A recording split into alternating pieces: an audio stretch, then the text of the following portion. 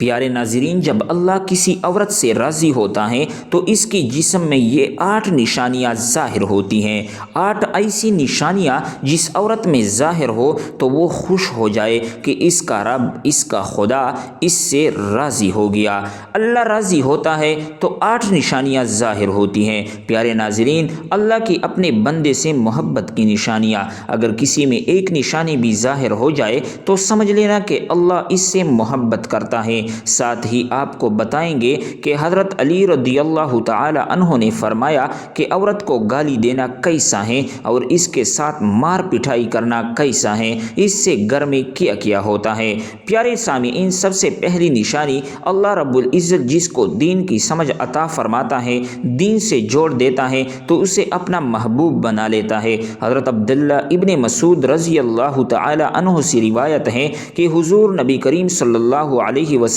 نے فرمایا کہ اللہ پاک تمہارے درمیان اخلاق بھی تقسیم کرتے ہیں جس طرح رزق تقسیم کرتے ہیں۔ اللہ پاک دنیا اس کو بھی دیتے ہیں جو اللہ پاک کا پیارا ہو یا نہ ہو، لیکن اللہ پاک دین کی سمجھ اس کو دیتے ہیں جو اللہ پاک کا محبوب ہوتا ہے۔ عبادت کی محبت، قرآن کی محبت، اللہ پاک کی محبت، اللہ کے ذکر سے محبت، حضور نبی کریم صلی اللہ علیہ وسلم پر درود و سلام بھیجنے کا شوق اور تڑپ، یہ وہ چیزیں ہیں جو اس بات کی نشانی ہے کہ اللہ جل جلالہ نے اسے بہت پیار بنا لیا ہے۔ دوسری نشانی، حضور نبی کریم صلی اللہ علیہ وسلم نے فرمایا اللہ جسے اپنا بناتے ہیں تو پھر اس پر تھوڑی سی آزمائش بھی ڈالتے ہیں، یعنی اللہ رب العزت دیکھنا یہ چاہتے ہیں کہ یہ بندہ میرے فیصلے پر راضی ہوتا بھی ہے یا نہیں۔ جو راضی ہو جائے اللہ اسے دنیا میں بھی راضی کرتے ہیں اور آخرت میں بھی راضی کریں گے۔ جو اس وقت بخلاہٹ کا شکار ہو جائے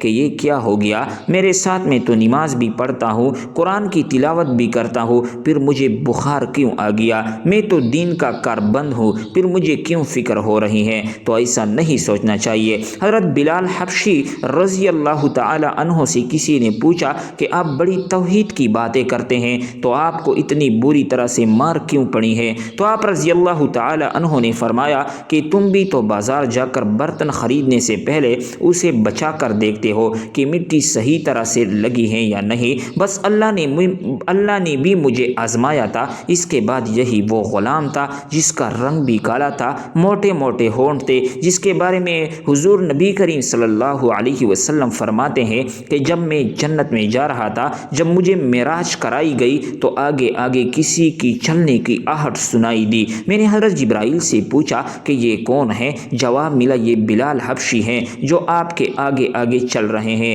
حضور نبی کریم صلی اللہ علیہ وسلم جب واپس آ گئے تو حضرت بلال رضی اللہ تعالیٰ عنہ سے پوچھا کہ تم کون سا عمل کرتے ہو، تو حضرت بلال رضی اللہ تعالیٰ عنہ نے فرمایا کہ آپ نے ہی تو فرمایا تھا کہ ہر وقت باوضو رہنا، تو میں ہر وقت وضو کی حالت میں رہتا ہوں، اور جب بھی وضو ہوتا ہوں تو اس وقت نیا وضو کر لیتا ہوں، اور جب وضو کرتا ہوں تو تب 2 رکعت نماز بھی پڑھ لیتا ہوں۔ چلتے زمین پر ہیں اور قدموں کی آہٹ جنت میں سنائی دیتے ہیں، تو آزمائش اللہ پاک کی محبت کی دوسری نشانی ہے۔ اس لیے اگر کوئی فکر یا پریشانی میں ہو، اس کا مطلب یہ نہیں ہوتا کہ پتہ نہیں کہ مجھے کیا ہو گیا ہے، اللہ پاک اپنے پیاروں کو ہی آزماتا ہے۔ تیسری نشانی تو بہت ہی زیادہ خوبصورت نشانی ہے، جس سے پتہ چل سکتا ہے کہ اللہ رب العزت کس سے راضی ہیں اور ہم سے محبت کرتے ہیں یا نہیں۔ اللہ پاک جب کسی بندے سے محبت کرتے ہیں تو اس کی طرف خوبصورت بدلاؤ لاتے ہیں۔ حدیث میں آتا ہے کہ جب اللہ پاک کسی سے محبت کرتے ہیں تو اللہ پاک حضرت جبرائیل علیہ السلام کو فرماتے ہیں، اس کے بعد آسمانوں میں زلزلہ آ جاتا ہے، سب فرشتے بے ہوش ہو جاتے ہیں، اور پھر جب اللہ رب العزت کے حکم سے جب ہوش میں آتے ہیں تو سب سے پہلے حضرت جبرائیل علیہ السلام کو اجازت ہوتی ہے۔ حضرت جبرائیل علیہ السلام سوال کرتے ہیں کہ ہمارے رب نے کیا فرمایا ہے، اور اس کے بعد خود ہی کہتے ہیں کہ اللہ نے جو بھی فرمایا ہوگا وہ حق فرمایا ہوگا۔ پھر اللہ رب العزت فرماتے ہیں جبرائیل علیہ السلام، میں نے آج اس بندے کو اپنا محبوب بنا لیا، تم بھی اسے اپنا محبوب محبوب بناؤ۔ حضرت جبرائیل علیہ السلام بھی اس بندے سے محبت کرنے لگتے ہیں۔ پھر حضرت جبرائیل علیہ السلام کو حکم ہوتا ہے کہ آسمان کے تمام فرشتوں کو خبر دے دو یہ اللہ کا پیارا بن گیا ہے۔ حضرت جبرائیل علیہ السلام آسمان کے تمام فرشتے اور تمام نورانی مخلوقات بھی اس سے محبت کرتے ہیں۔ آسمان کی کھربوں فرشتے اس سے محبت کرنے لگتے ہیں۔ پھر ایک فرشتہ آسمان سے دنیا میں آتا ہے اور اعلان کرتا ہے کہ اے لوگو فلاں شخص اللہ کا محبوب ہیں۔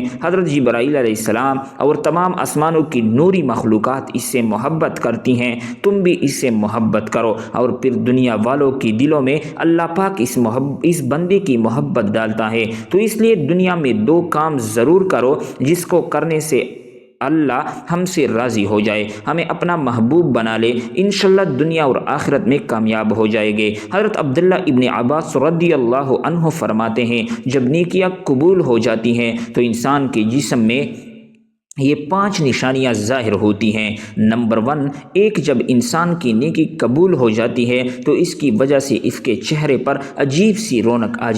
آ جاتی ہے، یعنی وہ انسان دنیا کے سامنے اپنی خوشی کا اظہار اپنی مسکراہٹ اور بشاشت کے ساتھ کرتا ہے، وہ ہر ایک وقت خوش رہتا ہے، بلکہ یوں لگتا ہے اس دنیا میں اس سے بڑا سکون اور وقار والا کوئی نہیں ہے، لگتا ہے کہ اسے دنیا کا کوئی غم ہی نہ ہو، یہ خوشی ہر ایک کو نصیب نہیں ہوتی۔ نمبر 2، اس کا دل روشن ہو جاتا ہے، یعنی ہر وقت اللہ کے وعدوں پر امید رکھتا ہے، اس کے پاس کچھ ہو یا نہ ہو لیکن اس کے دل میں اتنی خوشی ہوتی ہے کہ اس کو کوئی پرواہ ہی نہیں ہوتی۔ اور یہ یاد رکھنا کہ امیر انسان مال سے نہیں بنتا بلکہ امیر ہمیشہ دل سے بنتا ہے۔ حضرت علی رضی اللہ تعالی عنہ فرماتے ہیں دولت مٹی کی طرح ہے اور مٹی کو پیر کے نیچے رکھنا چاہیے، اگر سر پر چڑھاؤ گے تو وہ قبر بن جائے گی اور قبر زندہ لوگوں کی نہیں ہوتی۔ نمبر 3، جب کسی کی نیکیاں قبول ہو جاتی ہیں تو اس کے جسم میں نیکی کی طاقت آ جاتی ہے اور شیطان اسے گمراہ نہیں کر سکتا۔ شیطان سے بچنے کی قوت اللہ اس کے جسم میں پیدا کر دیتا ہے۔ نمبر 4، وہ اپنے مال و دولت میں فراوانی پیدا کرتا ہے، یعنی اللہ اس کے میں پیدا کرتا ہے، یعنی اللہ اس کے رزق میں برکت پیدا کرتا ہے۔ وہ چاہے لوگوں پر کتنا بھی خرچ کرے، ضرورت مندوں کو کتنا بھی بانٹے، اس کی دولت میں کمی نہیں آتی۔ حضرت علی رضی اللہ تعالی عنہ فرماتے ہیں نصیب کا رزق انسان کو ایسے تلاش کرتا ہے جیسے مرنے والوں کو اس کی موت۔ نمبر 5، لوگوں کے دلوں میں اللہ اس کی محبت پیدا کر دیتا ہے، یعنی جب اللہ اپنے بندے سے خوش ہوتا ہے تو اس وقت اس کی محبت لوگوں کے دلوں میں پیدا کر دیتا ہے۔ پیارے ناظرین، اب آپ کو بتاتے ہیں عورت کی ذمہ داری کیا ہیں۔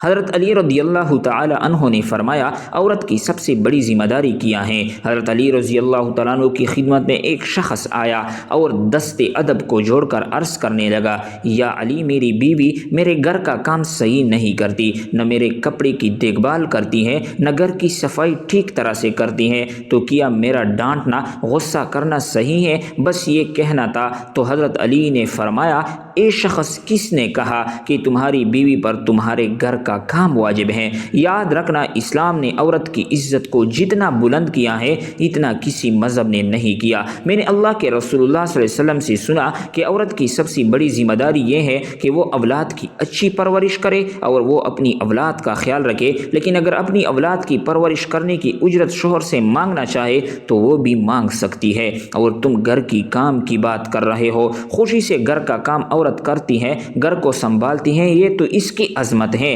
یہ اس کا بڑا پن ہے، اس کا شکریہ ادا کرو اور اس کا احترام کیا کرو۔ میں نے اللہ کے رسول اللہ صلی اللہ علیہ وسلم سے سنا کہ جس وقت عورت اپنے گھر کا کام کرتی ہے اس وقت اللہ اپنے فرشتوں کو زمین پہ بھیجتے ہیں اور کہتے ہیں کہ جب تک یہ عورت گھر کا کام کرتی رہے اس کے لیے عبادت لکھتے رہو، اور وہ وقت جو عورت گھر کے کام میں لگاتی ہے اس کی عبادت میں شامل ہو جاتا ہے۔ یہ عورت کی عظمت ہے۔ ہے کہ وہ تمہارے گھر کو جنت بناتی ہیں، تمہارے بچوں کو عظیم انسان بناتی ہیں، لیکن اگر کوئی عورت پر ظلم کرے، گھر کے کام کی وجہ سے اسے ٹھوکتا رہے، اس پر ظلم کرتا رہے، تو روز محشر میں اللہ اس انسان کو گدی کی شکل میں اٹھائے گا اور دوزخ کا ایک دروازہ ان لوگوں کے لیے کھولا جائے گا، اور یہ کہا جائے گا کہ یہ وہ انسان ہیں جنہوں نے اپنی ہی عورتوں پر ظلم کیا، ان کو حقیر سمجھا اور ان کو غلام سمجھا۔ پیارے محترم ناظرین، اب ہم آپ کو بتاتے ہیں حضرت علی رضی اللہ تعالی عنہ نے فرمایا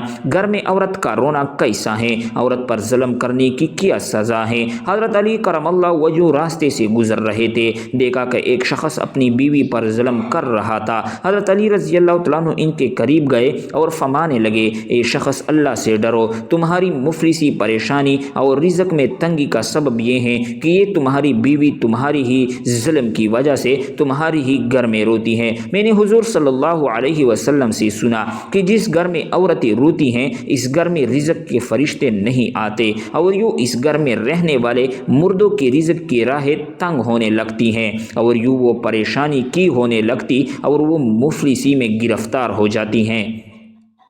یاد رکھنا، اللہ نے اولاد مرد کی تقدیر میں اور دولت عورت کی تقدیر میں لکھی ہوئی ہے۔ اگر تم یہ چاہتے ہو کہ تمہارے رزق میں فراوانی ہو اور عزت شہرت دولت دن بدن بڑھتی ہو جائے تو اپنے گھر میں اپنی عورتوں کا خیال رکھو، انہیں خوش رکھو، اللہ کی فضل و کرم سے تم عزت شہرت اور دولت میں فراوانی پاؤ گے۔ ناظرین، اس طرح کا ایک اور واقعہ ہے کہ ایک مرتبہ حضرت علی رضی اللہ تعالیٰ عنہ راستے سے گزر رہے تھے، آپ نے دیکھا ایک شخص اپنی عورت پر ظلم کر رہا تھا، اس کی توہین کر رہا تھا۔ حضرت علی رضی اللہ تعالیٰ عنہ ان کے قریب گئے اور فرمانے لگے، اے شخص یاد رکھنا، اللہ نے مرد کو اس کو طاقتور اس لیے بنایا ہے تاکہ وہ عورت کی حفاظت کر سکے، نہ کہ عورت پر ظلم کر سکے۔ میں نے حضور نبی کریم صلی اللہ علیہ وسلم سے سنا کہ جو مرد اپنی عورت پر ظلم کرتا ہے تو اللہ رب العزت اس پر لعنت بھیجتے ہیں۔ تو اس نے کہا، یا علی، یہ میرے نکاح میں ہے، میں اس سے جو بات کہتا ہوں یہ میری بات نہیں مانتی۔ تو حضرت علی نے فرمایا کہ نکاح کا مطلب یہ نہیں کہ تم نے اپنے لیے غلام خریدا ہے، بلکہ نکاح کا مطلب یہ ہے کہ تم نے اپنی نسل کو بڑھانے کے لیے اس عورت سے مدد طلب کی ہے اور تمہاری اولاد کی اچھی تربیت کے لیے اس عورت کو چنا ہے۔ ایک شخص جس سے بددلی کو سمجھتے، جو سے مدد لی جائے، اس کو غلام نہیں سمجھتے، اور جو تمہاری اولاد کو پروان چڑھائے اسے حقیر نہیں سمجھتے، بلکہ تمہیں تو اس کا شکر گزار ہونا چاہیے۔ یاد رکھنا، عورت پر ظلم کرنے کا مطلب ہے اولاد کی بغاوت۔ آنے والے وقت میں جو اولاد اس عورت کے جسم سے تمہیں نصیب ہوگی تو اس کے وجود میں تمہارے لیے بغاوت ہی بغاوت ہوگی۔